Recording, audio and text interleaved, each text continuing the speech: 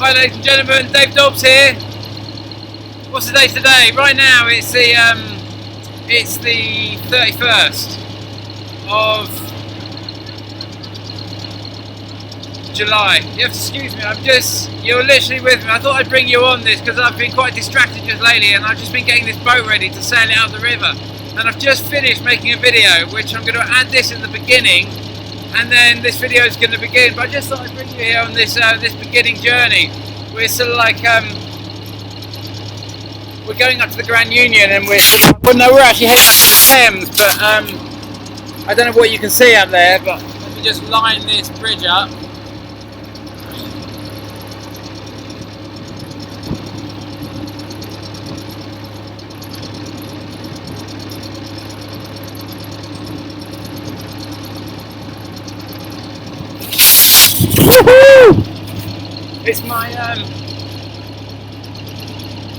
It's my kind of maiden voyage really, because it's the first journey that I've done on my own in a big boat. So it's quite scary really, and you know, we're all embarking on a journey right now. We don't know really what's going to happen.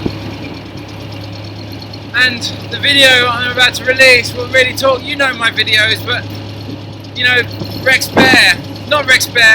I'm so sorry, Blake Cousins from Third Phase of the Moon has just released a piece of footage which looks like the same asteroids that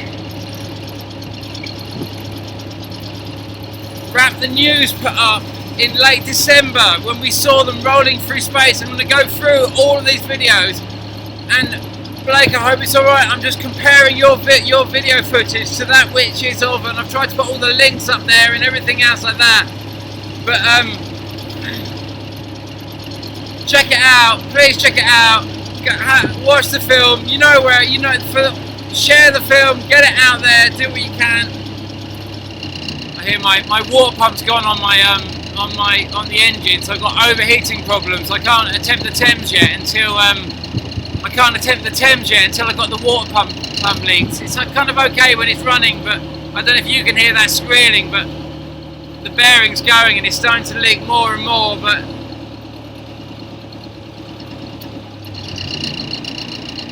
the cogs are running out, and that's where we are really at the moment.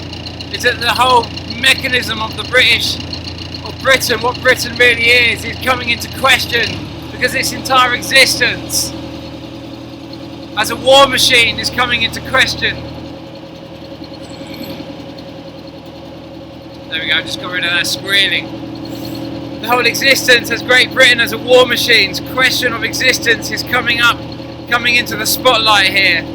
You know, this is really, as far as I can see, this is really Britain holding a shotgun, holding a gun under the table to the rest of Europe to say, sign up to this free trade agreement. And that's where we're at really with this, and that's what I wrote about in Laughing Gas. And we have to be so careful where we position ourselves in all this, because you do not want to be holding a gun under the table when we are so close to the tail of this thing. Anyway, I'd like to explore all this and much more in the video. I'm coming into bad weather now, I've got more bridges up ahead, but thanks for joining me, welcome aboard, and please enjoy the video. Take care, and until the next video, I will speak soon, and I've got a lot to talk to you about. I've got another big video coming up, and it's about the big thing that you're all wondering, what the hell is going to happen, and I'm going to take you through it bit by bit, and I'm going to blow you away in the next video, coming up very soon. Take care, bye bye. Hi ladies and gentlemen, Dave Dobbs here. It's the 29th of July 2019. So I think in my last video I was really quite concerned, wasn't I, because we were coming up to the kind of new moon, and I really didn't know what was going to happen. I was expecting much more activity than we did get, although we did get a lot. I mean, in that week leading up to that, we had, I remember Mr. MBB 333 doing a video around about the 14th, saying there had been two big quakes, one in Indonesia and one in Australia. One in Indonesia was 7.3, something like that. I put them up, whatever he put up. But there was kind of, in the little area he was looking, he'd seen an unprecedented amount of earthquakes, centering around California and that sort of area. But in the lead up to that, he was talking about 12,000 plus earthquakes in a period of 7 days, unprecedentedly high. So we know something buzzed by the planet. We absolutely know it buzzed by. But the thing is, the thing was, where was it? Where was it passing? Remembering that the big sighting that we saw last year, in terms of sighting of it, was over India, round about the 8th of September, and then I think it was about the 23rd of September that we had. Remember, I just made the video just before and said, guys, we haven't had the seismic anomaly yet, and we're coming up to that point where it can't push it past any later than this, that we're going to get some kind of seismic activity going with this. There's got to be some kind of seismic activity that comes with this at some point. And I said, it's coming up imminently.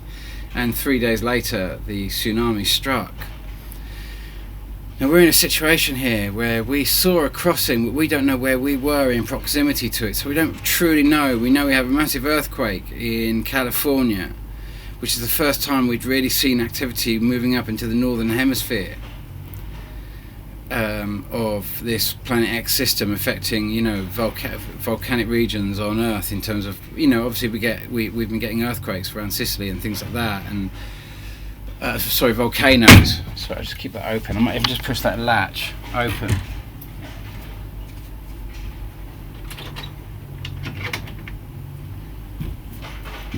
Sorry about that. The other one might go in a second. I'll have to do it again. But we've been getting obviously volcanoes around Sicily and things like that. But I'm talking about real seismic differences in what we've been getting so far. And I was imagining that was going to kick in more, and so we are now trying to work out by what happens on the 1st. I was incorrect in that, and was I incorrect? I was incorrect. I mean, I was incorrect. And every time I do a flyby, I never know the proximity of any of this. All I can do, like I say, is charter it. But I think that if we want to be absolutely honest here, there was massive seismic activity, a massive increase. Okay, I said the 15th, round about the 15th, 16th, 17th, and it came in heavy on the 14th, with a big rattling of earthquakes leading up to it, and the big earthquakes were on the Pacific Basin. But this more tells us, what happens now in this full moon will tell us largely about, where I'm going with this is Mr. MBB 333 also showed another video where he shows something very close to the sun around about the same date. Now we'd had Alex Lujan's shot he put up earlier on in this month. I think it was earlier, I put it up, the date, but it's another epic shot, exactly what I'm expecting to see. It's just that I don't know where it's crossing. So we're assuming that the big earthquake, the actual seismology, the real seismology, which what does that indicate? Because we're also understanding now that the seismology is much more to do with the moon, which means it's the biggest sighting that is the most, it is the telltale sign to me of proximity, which often comes seemingly with no major seismic activity other than storms. When it comes, it brings storms, crazy storms, but when we get the moon involved, it brings earthquakes, and I suspect when it gets really close, it brings volcanoes. All of these things are a little bit unknown. They're all, we're just starting to, just by what we see when it flies by, like when we saw it fly really close to Mars last year, and I said, it's so obvious that if those are volcanoes, one of those is going to go off, and sure enough, one of the volcanoes, it flew right by Mars. What do you do with that? It's just like, but anyway, round about the time last year when we saw all the big sightings as it came in, just like we saw the year before And the year before that, when we saw, you know, the big sighting on the 27th, on the 25th of, but it came by on the 21st of January 2017, Trump's inauguration, and it was absolutely massive. Came with an 8.0 earthquake in Papua New Guinea. That point in the last cycle, you remember Wrap the News put up a video showing the asteroids spinning in space, and you could see the depth of field of the asteroids because they were travelling at different speeds. Well, if we're able to understand that we've put Alex Lujan's shot together with sort of like Mr. MBB33 shots, and we start realising this thing really did shoot by just like I'm showing in my model, because of the 3D system that we've worked out how it moves. It never really crosses the sun, but those two furthest orbiting planets cross, and these are the planets are crossing, and they can cross in this configuration, going either side of the sun as they kind of pass through. But the whole system itself, the Planet X system, the dwarf planet itself, never really cutting through the ecliptic as we're going through. Not like Carlos Ferraz's model, not like the model we've been brought up with. We've got to come out of this old flat Copernicus model, and we've got to upgrade our models here. This is a fantastic opportunity for us all to adjust the bigger model of our solar system and address the fact that we've always lived in a binary system, and they've desperately tried to take that away from us. And all of this is given back to us in the movements of this system. That's all it's showing us. And if this is the last flyby, then I would expect it to be shooting straight towards the sun, cutting straight across.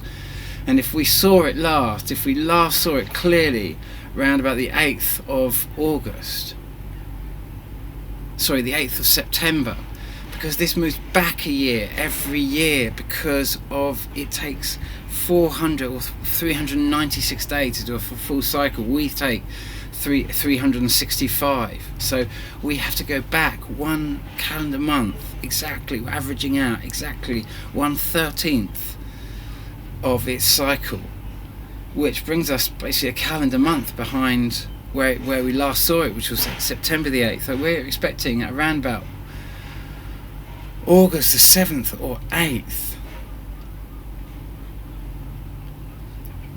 we are going to be at its point where it passed through,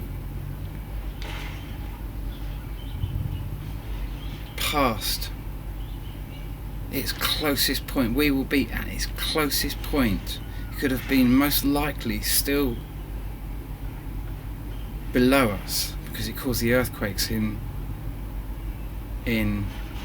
Australia and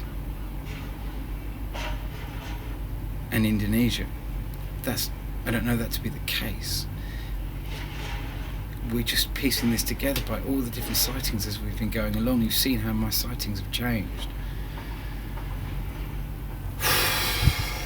We just don't know what's going to happen now, but the political system that will play out is, well, let's just finish where we are, because, you know, Third Phase of the Moon have just posted a video that's very reminiscent of the shot, the Wrap the News shot, and it's exactly what I'm expecting to see right now. Look at the model, look how I'm not making this up at all. I predict all of this in advance. I show you all the models in advance of when you're going to see them. I've done this for years, haven't I now? Piecing this together. You know, the early models where it was much more localised to one side of the solar system, until we had the big Kilauea volcano, and until we had the big sighting on the 17th of September 2018. Then it just threw everything up in the air, and we had to readjust and upgrade the Dobbs model with the new information. That's all I've done throughout this, is upgraded. I'm not clinging to any idea whatsoever. Everything I'm doing is open to new information, and it's constantly had to morph and change with new data. And I would ask you to really try and look at the data I'm offering, rather than just butting up against it and going into your belief systems. Look at what's happening right now. Are we coming up to asteroids? Well, the political system now is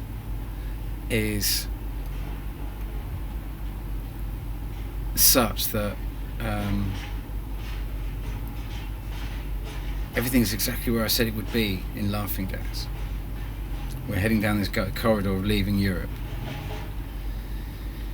Now, anyone who goes to, as the message I was given was, anyone who goes to war at this time is doomed.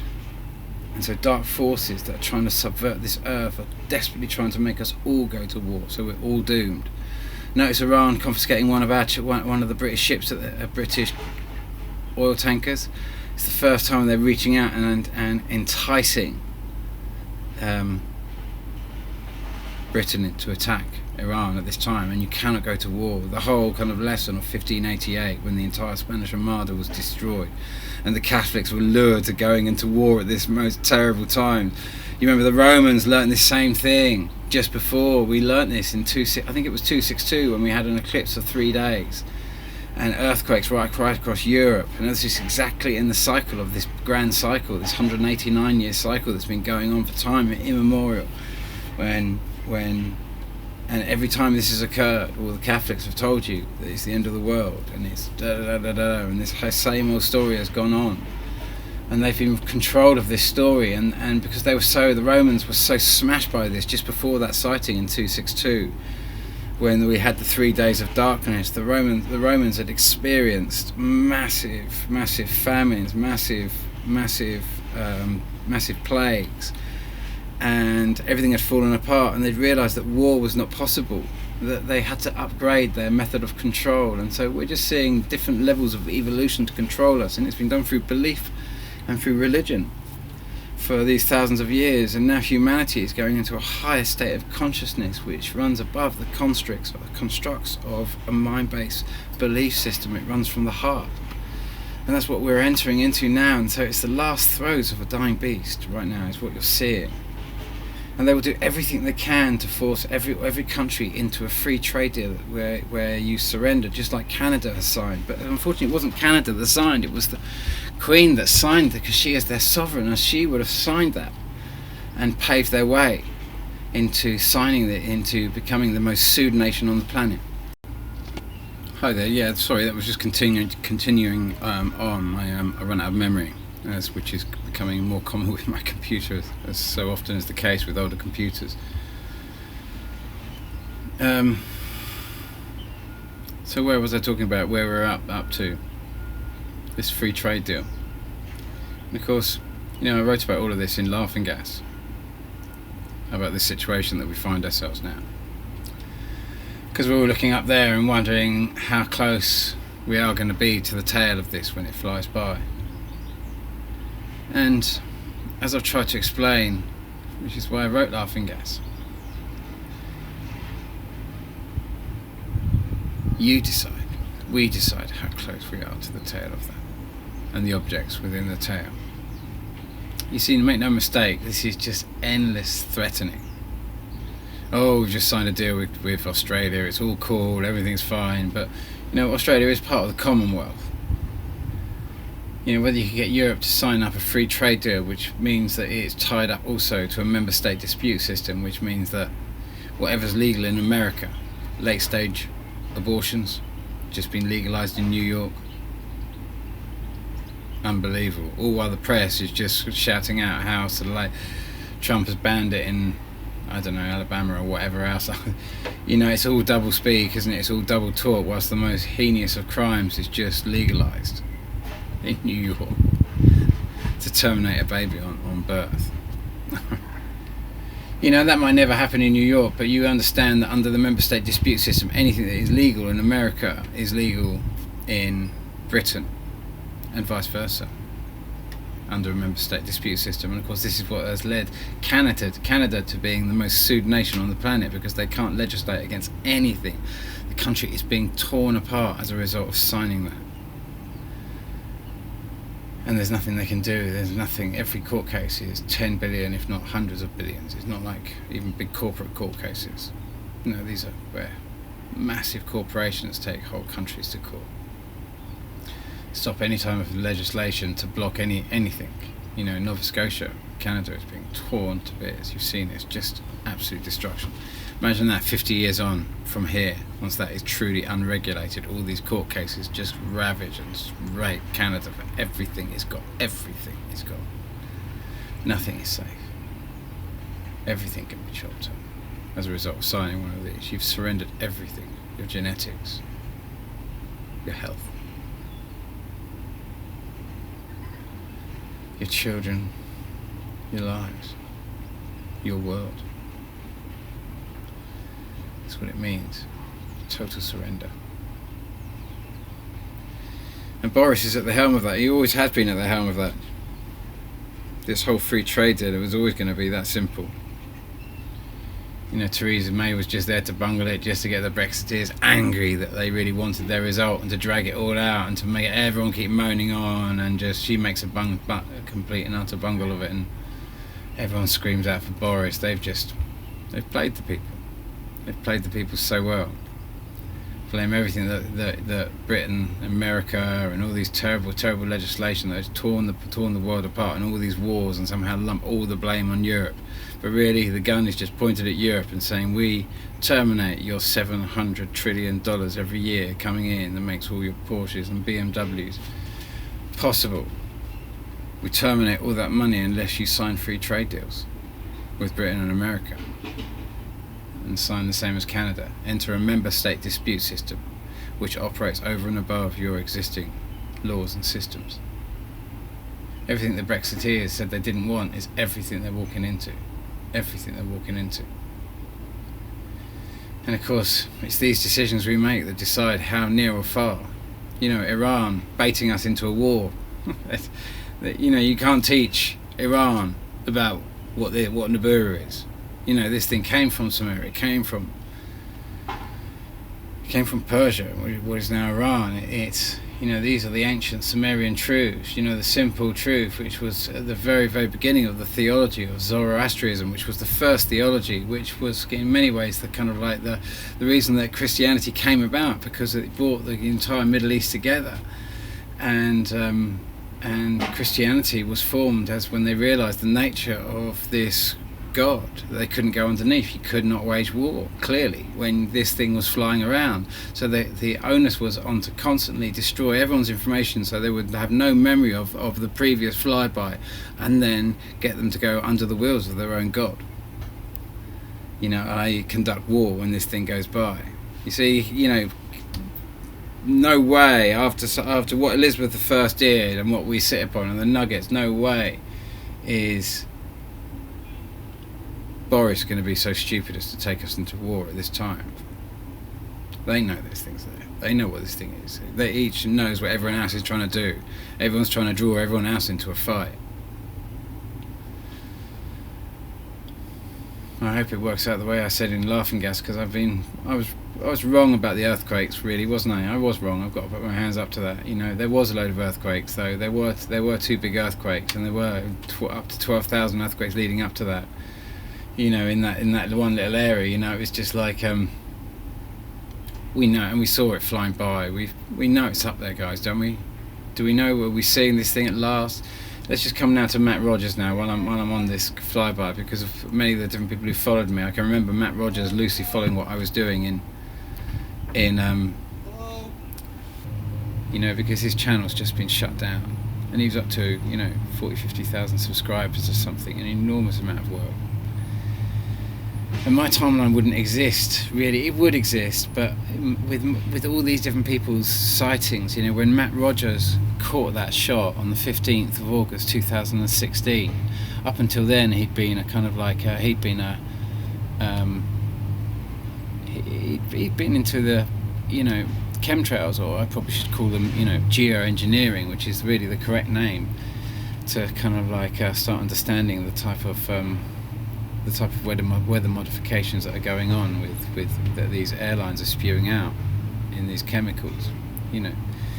But his research was very much about that, and I'd been making videos around about that time. You remember, because I'd had the previous sighting in 2015, and I'd made the video about June 2015. No, maybe August, actually. What I'm talking, that's when my truck caught fire, wasn't it? Directly after making that video. It was all just so over the top. It's so unbelievable. All the videos are there, so you can chart all this and see all this. But I'd made a video in August. I made the video in September the 28th. I have to remember all these crazy dates. You get used to remembering dates when you're dealing with Planet X, because you start seeing all the patterns in all these dates, and so they become this big mathematical equation, and and you start mapping out. I see the solar system, where some people see it through degrees, nautical sort of degrees. I see it as months, and I see it as months rather than sort of like Venus is in Aquarius or whatever. It's in or Pisces, whatever. Astrology is. I don't really understand astrology, the Cleopatras of the world, and I think we think in similar ways, but we see through different models. But we see in similar ways, I think, and it's a totally different model. Astrology is such a different model to astronomy, but unfortunately the astronomy that we've been in has been, as I so often go through, has been this kind of like two-dimensional image of a flat solar system, and we're trying to take all that past that and everything else like that. But coming back to Matt Rogers, I'd been around about that time. I'd made in September 2015 the video about saying that we were going to get a sighting on the 22nd of December, and sure enough, on the 24th of December, Becky Lewis caught it, and that really put Becky Lewis on the map, and a lot of pressure for everyone here involved. It was turning my life upside down, because all I'd done is had seen a pattern of all those previous sightings and thought, oh my god, there's a bloody pattern there. There really is a pattern there. It's not just me scratching my head one after the other since 2011. And when I'd realised it, I had to shout it out. But of course I had to kind of like do it from a Bob Dobbs place of kind of craziness as well. That's what the whole story that I've been pushing has been, this very, very tricky thing to broach.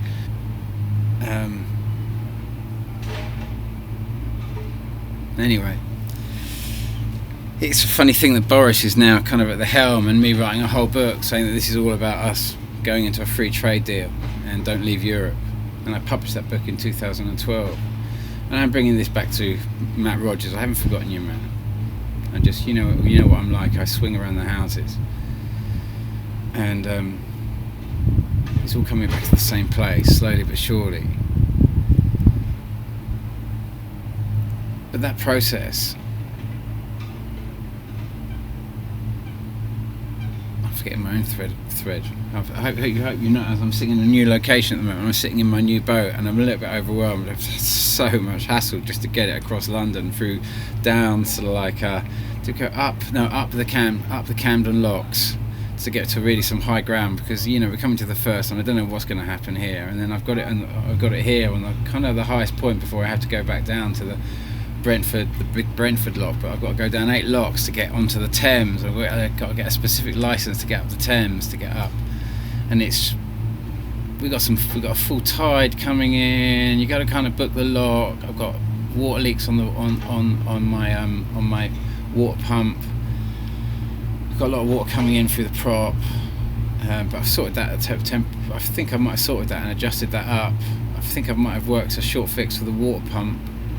I've had it running for sort of like several hours. I've noticed it leaks mostly when it's sitting, so it's obviously got a bearing that's starting to sort of like wear, and it's just kind of like when it sits. Anyway, I'm waffling on from the subject. Anyway, I'm on my boat. Anyway, so welcome aboard, and Matt, I still haven't forgot you, because we are coming back to you and my little kind of like where your timelines, where your big shot slotted into my timeline, and but all of this sort of stuff, that whole kind of, everything I've been doing, I've had to kind of do on a bed of satire, really, because it's been so difficult to broach, and it was so insane to even talk about sort of like Planet X or anything else like that. I just didn't know how to do any of it, and I'd always come from a bed of satire. All my kind of like, the first time we were on for government, and we turned a sound system into a political party just for a piss take. Norman Cook came and played at our all-night party. Turning things upside down, seeing what democracy, where real people actually involve themselves in these systems, and suddenly you can end up with these kind of really kind of like these environments which are very healthy. Real democratic environments, I think, can be healthy if people get involved. Anyway, I keep digressing, and I really want to get back to Matt Rogers, and I'm so sorry. But I'm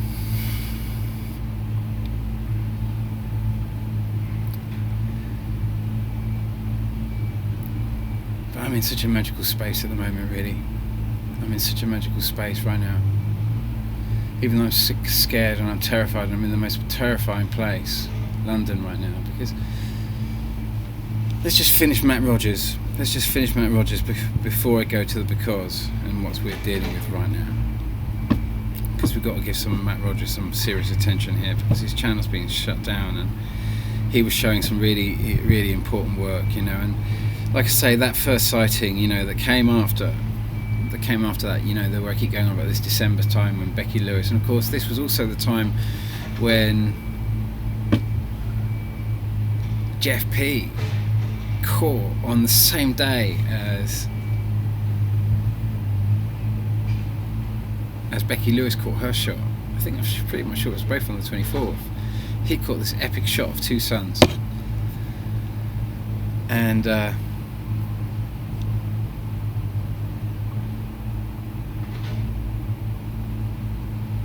he came on the map in the same way as Matt Rogers came on the map on that day. And what was interesting was that as we got closer and closer to my prediction date on around about the 15th, I can't remember what it was on the around about August, but it was exactly around that time, you know. And Matt had been trekking up in the night hours north, going, you know, somewhere in the Midlands, I suppose. I don't know exactly, but that sort of way. And then he'd been noticing this red glow, and he tracked it up further and further, and finally we had this video of Matt Rogers on sort of like if I can find the clip, I'll play it in honour to Matt Rogers. If I play it, I'll play it now. Watch the clip, enjoy it, because this is credit to Matt Rogers, because my timeline it would exist, but not to the sensational, because I want to talk about these asteroids you're going to see. This was the first shot of the asteroids that we really saw, that we're seeing in its tail. Just watch this.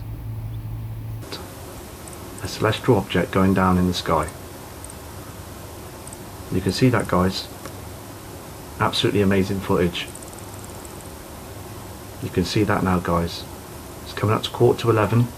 It's the 15th of August 2016, and I'm actually viewing with my tripod, with my camera, this celestial object that's illuminating part of the sky. You can see it going down now. You can see that going down now. I'm on a hill. You can see that going down now. Fantastic shot. There's no denying it now, folks. There is no denying this now. No denying. To the right is lens flare. You don't get that with the moon. You can see that going down now, folks. Look at that. That is absolutely fantastic going down. Thank you for viewing, guys. Fantastic. Fantastic. It's time to believe now, guys. Time to believe. Okay, so thanks, Matt. Thanks for all your work. You know, you staked it out, man. You caught that. That's real. You know, all your work, I can't take that away from the people who have seen, because once you've seen, you're bound by the truth of who you are and what you truly know to be right and wrong. You're bound by that. Your karma is tied to that, your absolute truth. You can't hide behind someone else's truth when you absolutely know the truth. That's why I write about it in laughing gas, and I call it emotional mass. And it's the emotional mass of once you know, you can't pretend you don't know. You tie much, much deeper into the karmic core of this earth when you know and you do not act. You know that. In your heart of hearts, you know that to be true. That's the saying. Innocence is bliss.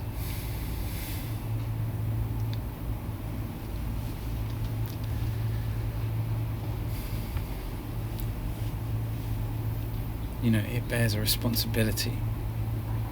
And I'm so sorry, I'm so crap with all the comments and people who write to me and everything else like that. I get a bit washed over with it all, and emotionally I simply cannot deal with it sometimes and do the work that I do and go on and connect emotionally with different people, because when I go through all this different stuff, I'm not trying to ignore anyone in specific. And I know I see some of the, I do go through the comments and I see them, and I really appreciate the really positive ones. we're just kind of like seeing that we have all these situations that are playing out that are vying for our human state, and they're coming in from lots of different portals. And ultimately at the end of this, as I always say in my videos, there can be only one human and one driver, and ultimately it's human choice which soul you choose to tally. And that's where you're at the moment, really. And if we go into war, and we might very well be drawn into war here, you know, just by choosing Boris, we align with all of this force, which is all about this free trade. And these deals are a deal with the devil, I'm afraid. They carve up everything. It's all dollars and absolutely no sense. And their whole intention is to create war on this plane and perpetuate war, and to make us go into war, and we don't have to do this anymore. We could take this up a notch now. We could take this up a really big notch now and not go down this road where we know so well. We've done it so many times. This is not our first time going through this system. We've done this over and over and over, this same old story. And then they just eradicate any evidence of it at the end. Big cleanups. And they start over. Run the story again.